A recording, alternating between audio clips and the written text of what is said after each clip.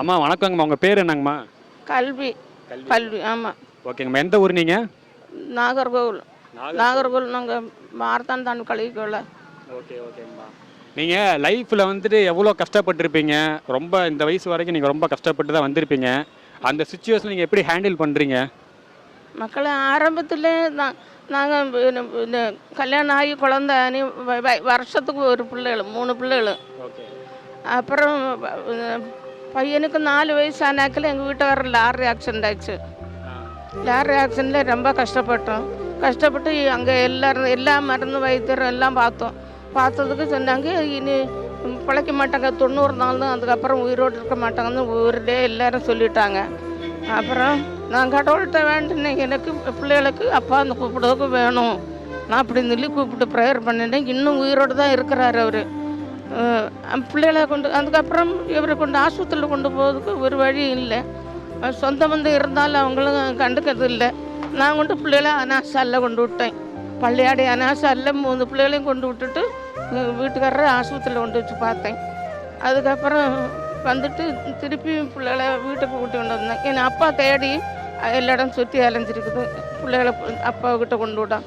2 பிள்ளைகளும் சின்ன 2 வருஷத்துக்கு ஒரு 3 பிள்ளைகளா, மூத்தது மட்டும் ஆம்பிள்ளை, மற்ற 2 பிள்ளைகள். இந்த பெம்பிள்ளை 2 பேரும் ஒரே ஆளுக்கு என்னிலி ஒரு அப்பா வந்து சொல்லி இந்த ஆஸ்பத்திரியில் போய் சொல்லி, அப்புறம் வந்தவங்க அந்த கொண்டு விட்டவங்க தான் ஒன்றா தான் கொடுப்பாங்க அப்படின்னு சொல்லி நான் வந்து சொல்லி அப்பா கிட்ட கொண்டு விட்டேன் 2 பிள்ளைகளையும். மற்ற பையன் அங்கே நின்னேன். அதுக்கப்புறம் இவர் சுகானப்புறம் இந்த பையனை கூட்டிகிட்டு வந்து விட்டுக்கிட்டு இருந்தோம். அதுக்கப்புறம் மறுபடியும் அவருக்கு வெளியில் வேலைக்கு இருந்து போனாங்களே, காலில் நரம்பு இல்லை கூடம் வந்து அடித்து நரம்பட்டு அதுலேயும் கஷ்டப்பட்டேன். அதுலேயும் ஆஸ்பத்திரியில் கொண்டு வச்சு பார்த்தேன். மறுபடியும் 3வது விக்கில் வந்து திடீர்னு அந்த விக்கில்லையும் சுகம் வரல, ரொம்ப கஷ்டப்பட்டேன்.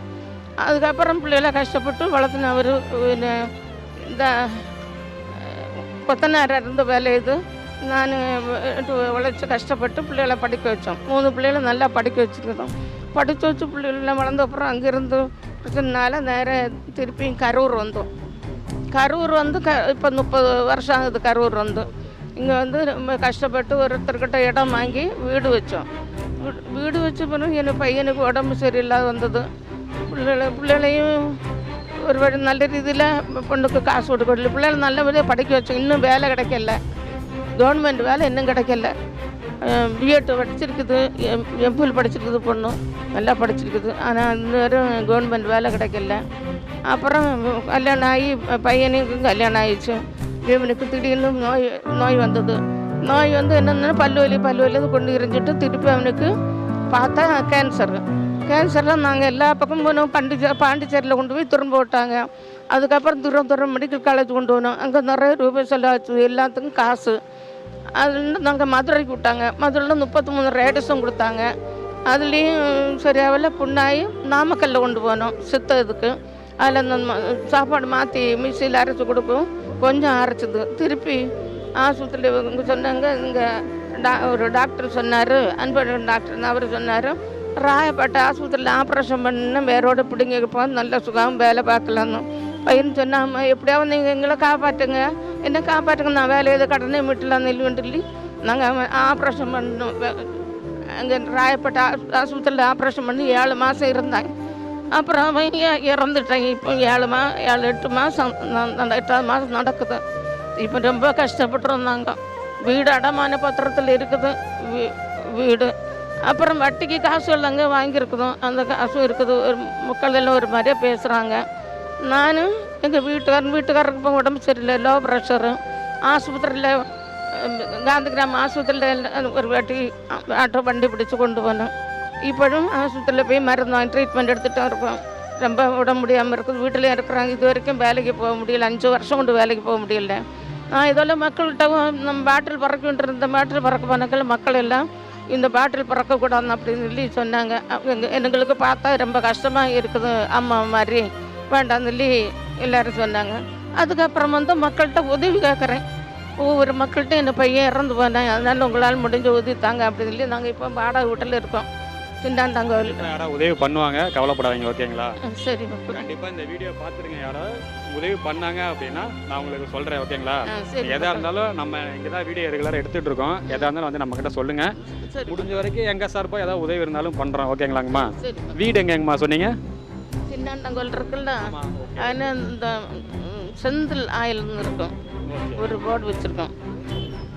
அதுலேருந்து இப்படி உள்ளுக்கு போகுது. உள்ளுக்கு போய் அங்கே வந்து லட்சுமி ஏரியா நேம் என்னங்கம்மா? ஏரி நேமா பாரதி நகரம் நினைக்குதேன். உங்கள் பேர்? என்ன பேர் கல்வி.